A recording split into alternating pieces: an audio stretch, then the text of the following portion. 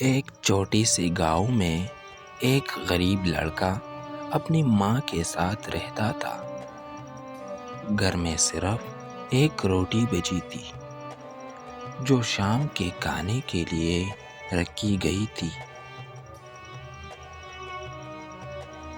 دوپہر کو اچانک دروازے پر دستک ہوئی۔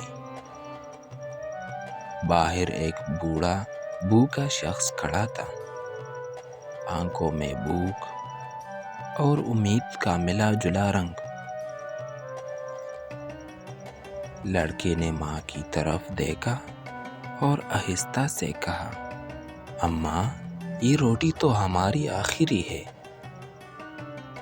ماں مسکرا کر بولی، بیٹا، جو اللہ کے لیے دے گا وہ کبھی خالی نہیں رہے گا۔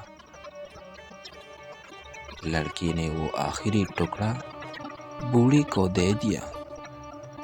وہ دعا دیتا ہوا چلا گیا۔ رات کو اچانک گاؤں سے ایک رشتہ دار مہمان آ گیا اور ساتھ میں گرم گرم کھانے کی دیگ بھری ہوئی تھی۔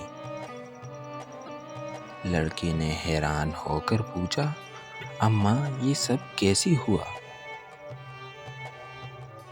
ماں نے مسکرا کر کہا، بیٹا، اللہ نے ہمیں سکھا دیا کہ دینے سے کمی نہیں ہوتی۔